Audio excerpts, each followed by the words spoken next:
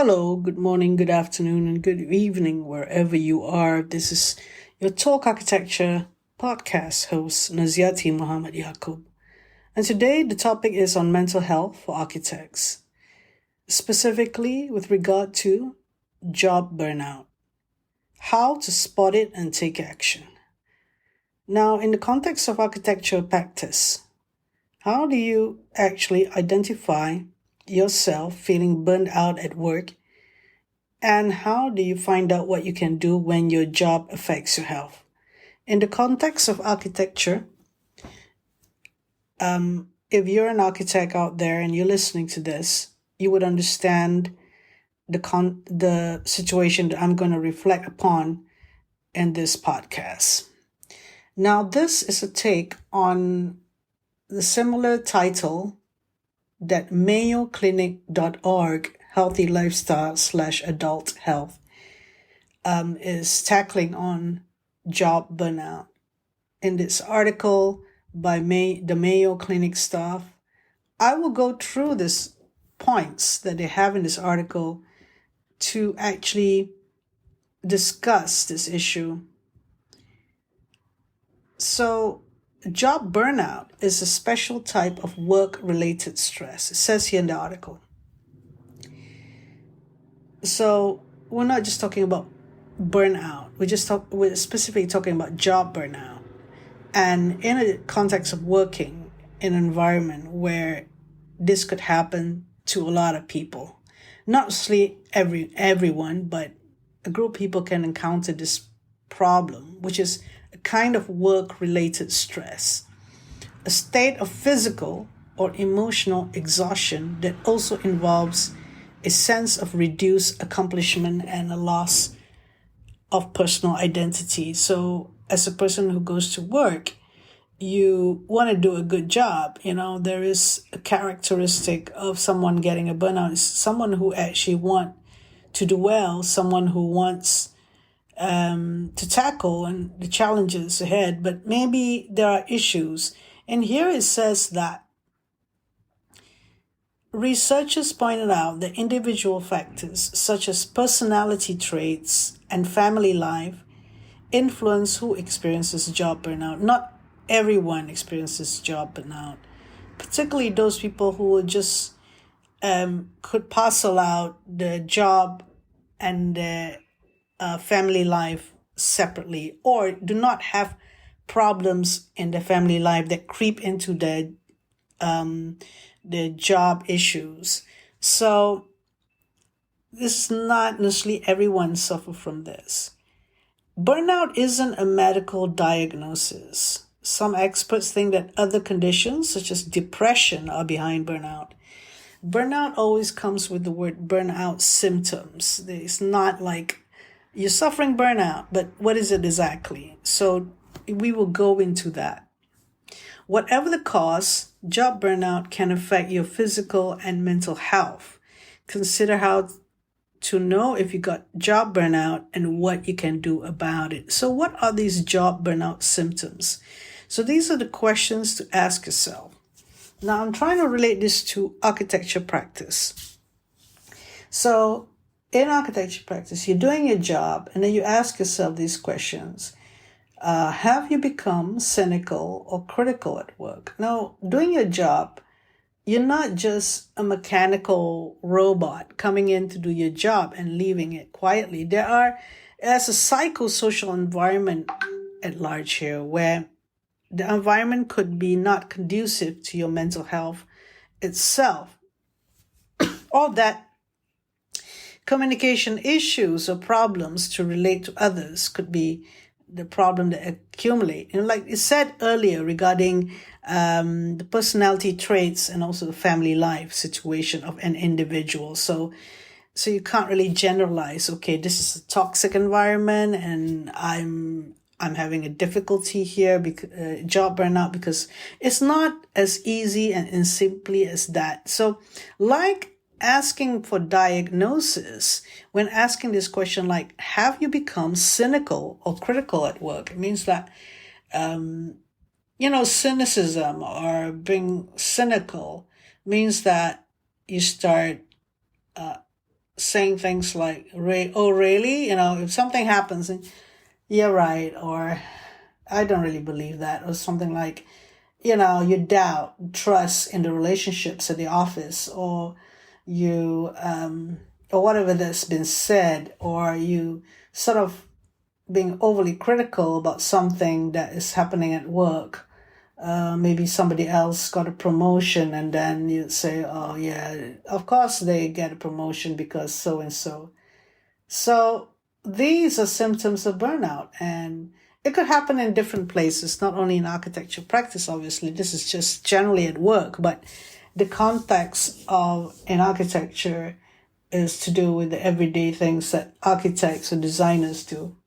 So the second question you can ask yourself is, do you drag yourself to work and have trouble getting started?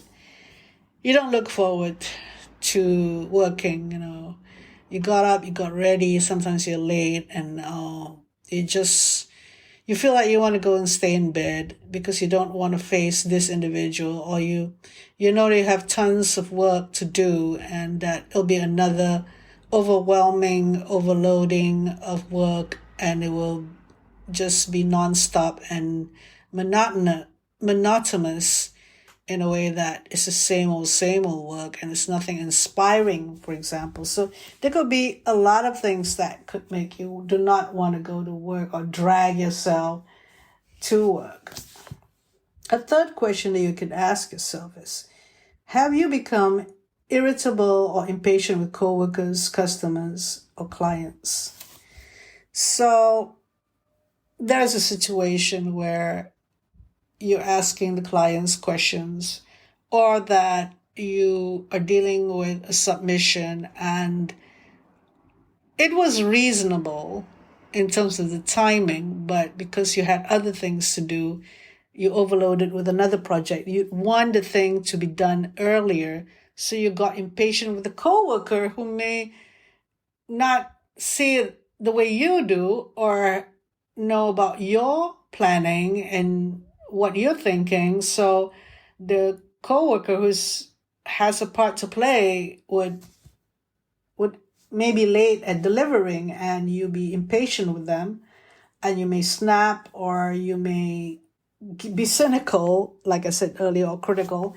And it's to do with also other consultants who come to site work or site meeting, and there is a meeting, and perhaps you have to handle it, and you found out that the consultant didn't really finish the job that it was supposed to do or get things on time, and you became very irritable. So what is the kind of expectations of yourself at that moment is that you be much more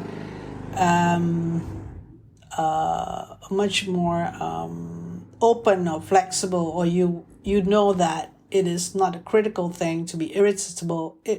In fact, not being irritable would be a better way of you coping, because that will show in itself, and other people will be annoyed with you or deemed you to be someone who is difficult to work with. So at that point, when the consultant said that they were not ready to show particular drawings when they came to the site meeting, or then you would ask, being a leader of the team, you could ask, how long would that be? When can we get the drawings? And that will show less irritability or less impatience. Another thing is, because you're irritated, you would say, that is so easy to deal with. That is so easy to complete. Even I can do that, or something like that. You'd be snidey about it. So the fourth question you could ask yourself, do you lack the energy to be consistently productive? It's basically the lack of energy, and what happens in the mind affects the body and vice versa. So, drinking lots of coffee or trying to work out this issue, maybe you need to run around the block or get it out of your mind or be more energetic. But the point is, consistently productive. Often you're more productive. You can get it done in a couple of hours or a day.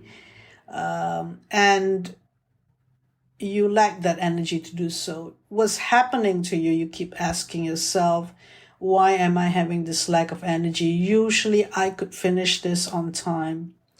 So it's just that the batteries are lacking in that power in you to push on, what you normally do, and something's caught up with you that is making that lack of energy. Could be the lack of sleep, could be the lack of your energy has been taken elsewhere. Could it be that, spreading yourself thinly, stuff like that. Then another question is, do you find it hard to concentrate? If you have some troubling issues personally or from home, and then, or any other personal issues, maybe your partner is going to leave you, or there were some issues that you had the other day and you can't really concentrate on your work. It could be personal issues. It could be something that's taken away your concentration, obviously. It could be also due to you don't find it satisfying anymore, which goes to the next point. Do you lack satisfaction from your achievement? Maybe you had satisfaction before and there is a different vision now, or there is different expectations of yourself that you are thinking about more, and does this lack of satisfaction from your achievement also connect to the lack of concentration? Also relate to the next question is do you feel disillusioned about your job? So that could happen, and previous goals and objectives does not apply anymore at a certain time because something has changed in your vision and how you see about your job. So perhaps you didn't get the remuneration that you wanted this year, or the bonus or other things, positions that you felt that something is not justified, or you felt unjustified about things. So another thing that you can detect is, are you using food, drugs, or alcohol to feel better, or to simply not feel? That's this thing about simply not feel. It relates to depression a bit, and it could be not a long depression, but an episodic depression, where something need to be soothing you. So you don't want to feel pain. Simply to say here that do not want to feel is that you can feel happy, but sometimes you feel happy, but the pain that you feel, it's so uncomfortable that you'd want to use food, drugs, or alcohol to feel better. Yeah, this is a big sign actually, with almost going to depression, this one. And then you have also these questions: have your sleep habits changed? Normally you sleep by 10, but this time you stay out, and then you sleep late and you wake up late. It's to do with your night and morning routines, and the whole thing about sleep, whether it is lack of sleep or different sleep patterns, could disturb you. And could go back to the other questions of a job burnout symptoms earlier, being impatient or cynical or lack of energy. That relates to the sleep habits. And the other question is, are you troubled by unexplained headaches, stomach or bowel problems, or other physical complaints? These also relate to the problems of being able to be calm, always feeling agitated and stuff like that. So here it says that if you answered yes to any of these questions, you might be experiencing job burnout. Just one of these could consider a job burnout symptom. So the advice is to consider talking to a doctor or a mental health provider, because these symptoms can also be related to health conditions such as depression. Well, there you go. So the possible causes of job burnout, you'd want to know that as well. When it comes to the architecture practice and someone working in an architecture company, job burnout can result from various factors, including lack of control, which is an inability to influence decisions that affect your job, such as your schedule, assignments, or workload, could lead to job burnout. So could a lack of the resources you need to do your work.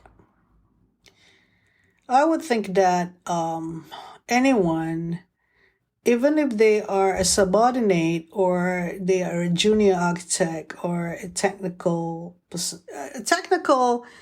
person, could have a lot of experience in their job in that company and have a lot of say, but of course they would have to take instructions from the architect. So even if you are not the architect or somebody like the director or associate, you need to be in control of these things. Like, you need to be able to be happy with your schedule or assignments that is given to you or workload. If you're unhappy about it and you can't communicate with your supervisor or your boss, then this could lead to job burnout, because you just try to maybe take shortcuts, which will be evidently be found out later that you've been doing it. So that's not good, because that would show dishonesty, and someone who pride in doing their work properly, could be misconstrued or be looked at like somebody who is not doing their work properly. So that will eventually lead to all the other issues. So telling straightforward to the supervisors, I can't handle this because I'm getting irritable, or I don't think it's fair that I'm doing this workload, and so on. So why would a person be lack of control? Meaning that there is no way for that person to express themselves, that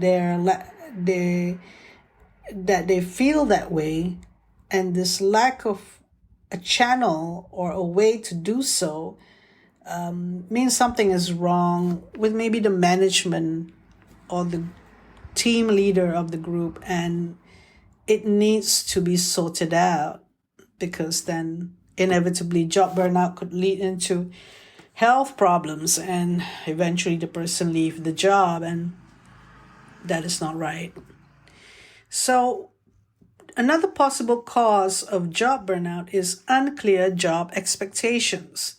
If you're unclear about the degree of authority you have or what your supervisor or others expect from you, you're not likely to feel comfortable at work. Expectations is something that is there, evidently. There could be minimum expectations, and if the employee managed to complete to minimum expectation, and that is fine by the boss, so hence there you go.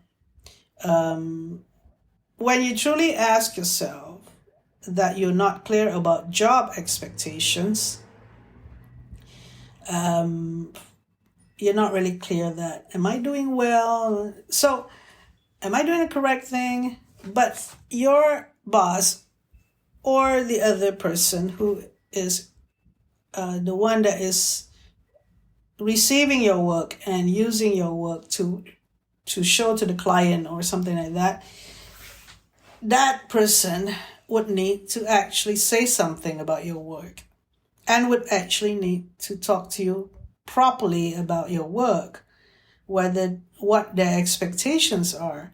It's quite common, this issue of maybe somebody has too high expectation, or what is it really, so sit down properly to discuss what are the expectations, in terms of maybe it's the drawing, is the report, is the way you handle something, you handle your subordinates, or you handle other staff members.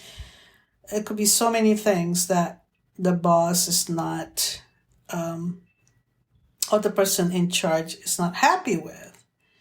So it is not a one-way thing where the subordinate have to go and like prove themselves. It's not. It's a two-way thing. The person who expects need to be very clear in their expectations. That's the point here. The third one is the possible causes of job burnout is dysfunctional workplace dynamics. Perhaps you work with an office bully, or you feel undermined by colleagues, and your boss micromanages your work. This can contribute to job stress. Micromanage. Yeah, why can't the boss let you do your work? That's one of the questions. So it's a dysfunctional thing. Perhaps your boss is one of those who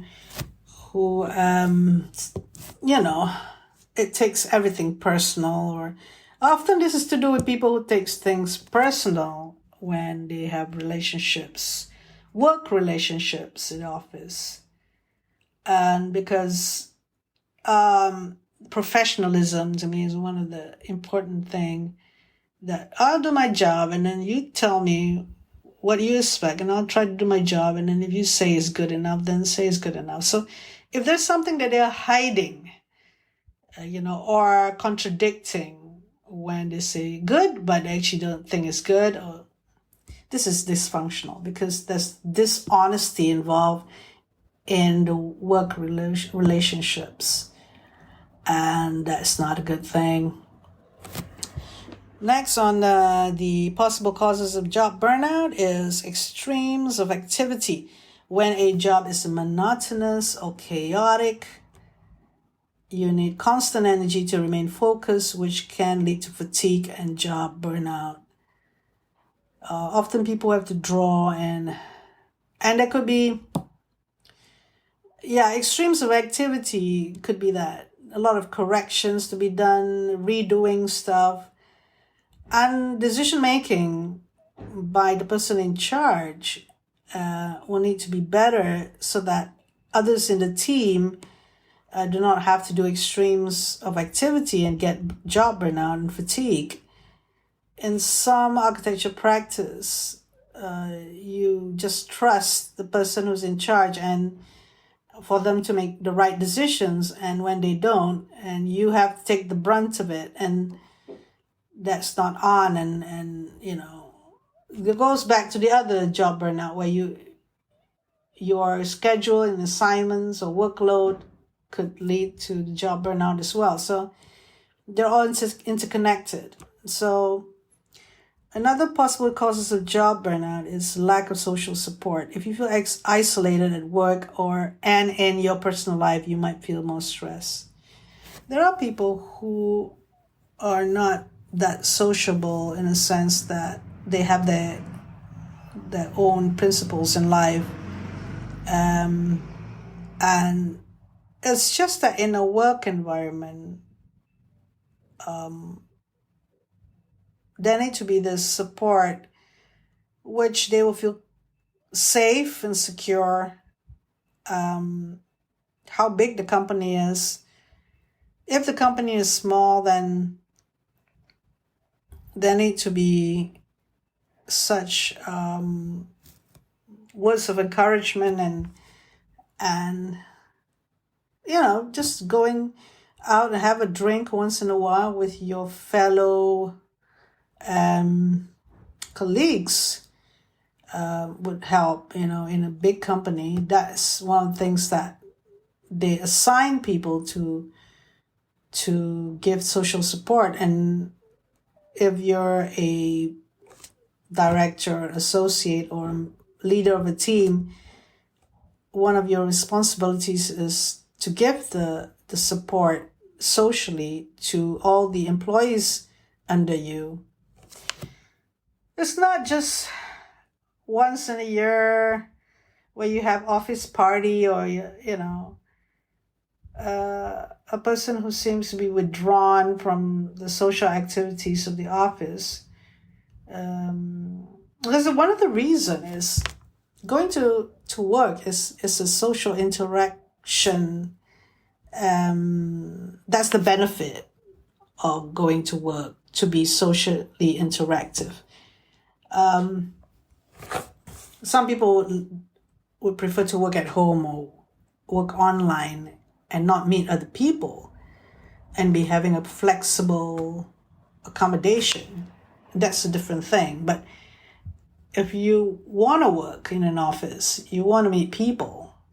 So it could be very stressful when it's like a chicken and egg. People expect you to be sociable, or interact socially, but then again, there will be problems in that. So you're withdrawn, and there's this chicken and egg, really. Meaning that being sociable doesn't mean it's good for you, because you could be an introvert. But isolation is a different thing. It's the same as, you want to express yourself. Something is, you want to communicate. Something's not right. And you can't because people are not listening to you, or, you're not sociable enough. It's kind of like there need to be learning done in terms of being in a group. Work-life imbalance is the last one. Possible causes of job burnout. If your work takes up so much of your time and effort that you don't have the energy to spend time with your family and friends, you might burn out quickly. Yeah, work should not be the only thing on your mind every day, that you forget your family and friends, and an all-round thing. Work-life balance is something that is the crux of all this, because a human being is not just about work. And life meaning it could be a family life, but other life in which you enjoy exploring. And for a person to just concentrate on work and not meet other people, it may lead to depression, or it may lead to problems problems of actually understanding yourself as well.